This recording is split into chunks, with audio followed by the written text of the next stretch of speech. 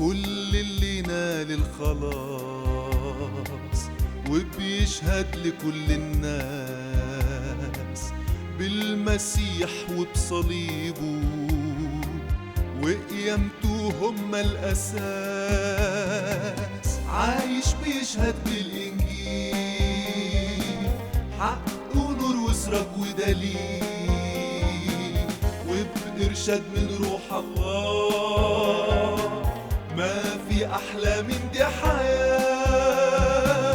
ماشي يزرع بالدموع وينادي بخلاص يسوع بالفرح يحصد ثمار واخد قرار من غير رجوع.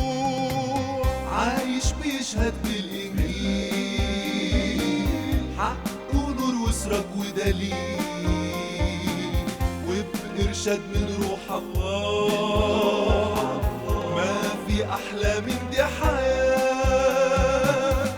الكارز.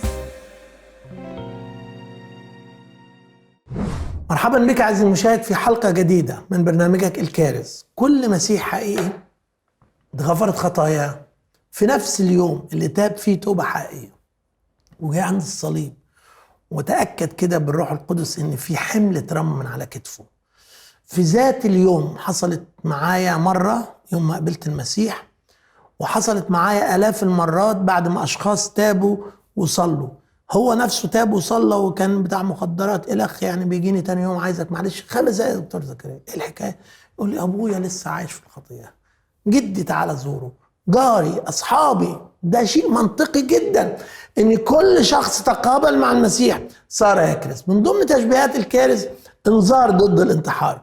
ايه انذار ضد الانتحار؟ بولس وسيلة كانوا في السجن الداخلي في المقطرة، واستيقظ حافظ السجن اللي ضربه ورأى باب السجن مفتوحة، استل سيفه وكان مزمعا أن يقتل نفسه ظانا أن المسجونين قد هربوا، فنادى بولس بصوت عظيم. صوت عظيم يعني صوت عالي جدا، خايف عليه يموت. تخيل بيحب أعدائه صح بولس.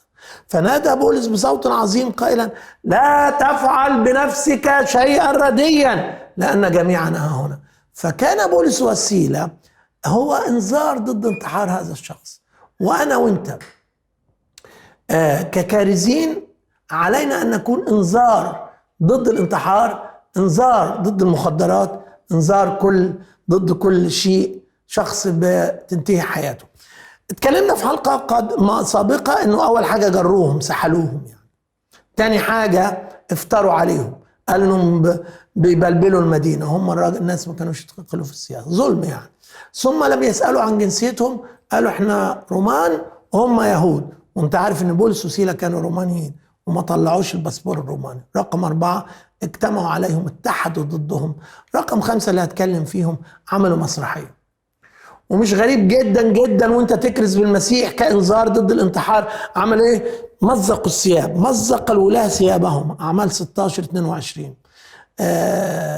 مرة ملك اللي هو أيام أليشع سم برضو مزق ثيابه، وإذا مسح من داخل على جسده فقال هكذا يصنع الله وهكذا يزيد. إن قام أليشع ابن شافاط، إن قام رأس أليشع ابن شافاط عليه اليوم. يعني ايه؟ يعني مزق ثيابه، قال حاطط مسوح وصايم وهو عايز يقتل النبي الله أليشع. نفس الفكرة رئيس الكهنة عملها، مزق رئيس الكهنة حينئذ ثيابه في محاكمة المسيح وقال قد جدف. هتلاقي وهنا دول الولاة، طب انتوا يا ولاة حكام تمزقوا ثيابكم ليه؟ فهتلاقي في الكرازة قوة شيطانية، ناس بيجروك ويمزقوا الثياب ويعملوا تمثيليات ضدك، ولا انت بولس وسيلة ما تكلموش خالص، استمروا في خدمتهم. يبقى رقم 5 مزقوا الثياب. رقم 6 ضربا بالعصا. طبعا انا بوعظ بالكلام ده وبقول احنا فين. لما تقرا كورنثوس الثانية 11 تشوف قد ايه الألم اللي احتملوه. هنا ضربوا بالعصا، وعلى فكرة الضرب بالعصا اكتر من الجلد، لان الجلد بيقطع بيعمل جراحات بس، اما الضرب بالعصي في الروماني كان يقطع الجلد لانه هم جرحوا برضه ويكسر العظم، فتألم غير عادي. هو قال 3 مرات ضربت بالعصي، منهم دي رجمت مرة رجمت، 3 مرات انكسرت بي السفينة ليلا ونهارا قضيت في العمق. والرب يسوع طبعا اتألم يهزأوا به ويجلدوه ويصلبوه. الرب يسوع الجلد وبولس الجلد والضرب. أنا عايز أسألك سؤال، لما حصل لك إحباط وسبت الخدمة فاكرة؟ ليه؟ أصل يا أخي زكريا اضطهدوني. عملوا إيه يعني؟ تخيل ما رضيتش تفتح لي الباب. يا سلام يا سلام، هو ده اللي منعك من الكرازة يعني؟ تخيل قالت لي روحي شوفي باباكي راجل فقير، انت جاي تشحتي؟ طب هو ايه يعني؟ قول لها لا انا مش جاي اشحت على فكرة، انا ولا طلبت منك حاجة، انا جاي اقدم غنى المسيح الذي لا يستقصى.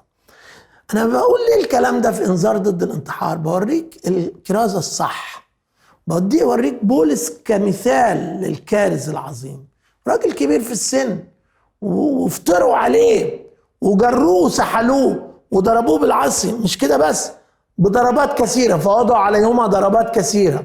وعلشان كده هو في كورنثوس الثانية 6 غير كورنثوس الثانية 11 هو بيتكلم عن سلسلة من سلاسل الآلام، قال في ضربات، في سجون، في اضطرابات، في أتعاب، في أسهار، في أصوام. كل ده هو حمل الصليب لأجل المسيح. فأنا عايز أقول لك كم مرة اتضربت لأجل المسيح؟ أنا شخصيا مرة اتقفل في وش الباب مثلا، مرة تعبت في الطيارة وعملوا لي أبجريد للبيزنس كلاس. أقول إحنا فين؟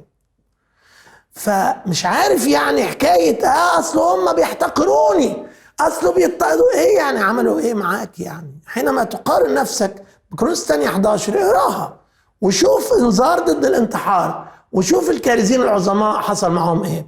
فوضع عليهم ضربات كثيرة. رقم 8 جرحوا، فأخذهما في تلك الليلة من الليل وغسلهما من الجراحات واعتمد في الحال.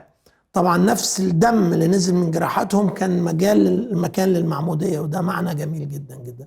ما أروع أنك تربح شخص كبير لم يختبر المسيح وتعمده. يمكن في حلقة قلت لك السنة اللي فاتت شرفنا الرب عمد واحد يهودي كان قبل الرب من خلال خدمتنا في الطبيب العظيم، يهودي بالكيبة بتاعه. إحساس غير، وراجل كبير يمكن 75 سنة. إحساس جميل جدا جدا إنه بيتعمد وبيفهم إن كل الذبائح بتاعت العهد القديم والضحية بتاعت العهد القديم رمز للمسيح. شيء جميل جدا.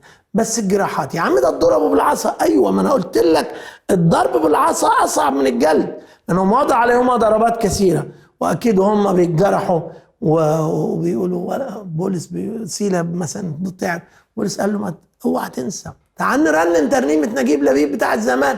صوتي وحش أنا عارف. جراح حبيبي غالية علي، وتعزوا يا أخي لأنهم كانوا يسبحان الله. رقم 9 ألقوهما في السجن. كم مرة اتسجنت لأجل المسيح؟ في السجون أكثر، قال بولس سجن كثيرا جدا. رقم 10 أدوا وصية لحافظ السجن وألقوهما في السجن وأوصوا حافظ السجن أن يحرسهما بضبط. إيه يحرسهما بضبط؟ خلوا بالكم دول أخطر ناس، مش إرهابيين على فكرة. بولس وسيلة عمرهم ما قتلوا حد، يعني هتقول مش إرهابيين. فأوصوا حافظ السجن أن يحرسهما بضبط. انذار ضد الانتحار هتلاقي انه بيعاملوك مرات كإرهابي، وممكن يخلوك في بعض المرات مع الإرهابيين. ثم وضعوه في المقطرة. رقم 11 وهو إذا أخذ وصية مثل هذه ألقاهما في السجن الداخلي وضبط أرجلهما في المقطرة. أعمال 16 24. أنا بقول الكلام ده بس عشان تعرف الجو اللي بعد كده هيسبحوا وهيربحوا ويكونوا انذار، وعلشان لو أي مشاهد بنتي أو ابني أو راجل كبير كان زمان لي خدمة كرازية وأنا اتعثرت وأنا معلش اضطهدت لأجل المسيح وأنا، تعال شوف الأمثلة. إيه المقطرة دي؟ إذا بتقرأ على المقطرة في الروماني بيحط راسه تحت ورجلينه فوق ومتربط بالسلاسل، وفي الأرض عند ودانه بتبقى مية قذرة جدا جدا مليئة بالحشرات تدخل ودانه، وطبعا الدم سايل، وتقول لي التهابات وتقول لي مش نوت هيلثي مين وبتاع مين.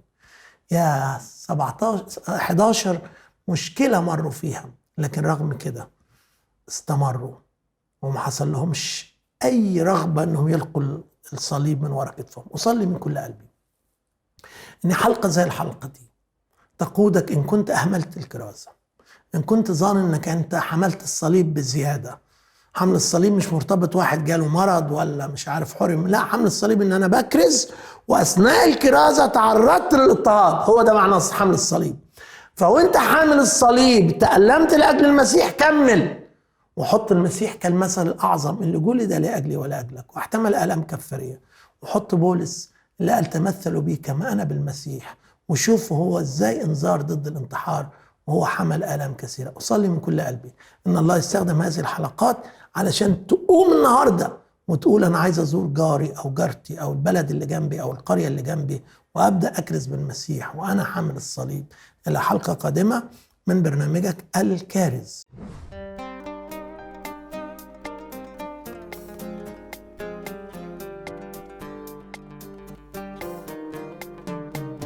كل اللي نال الخلاص وبيشهد لكل الناس بالمسيح وبصليبه وقيامته هم الأساس،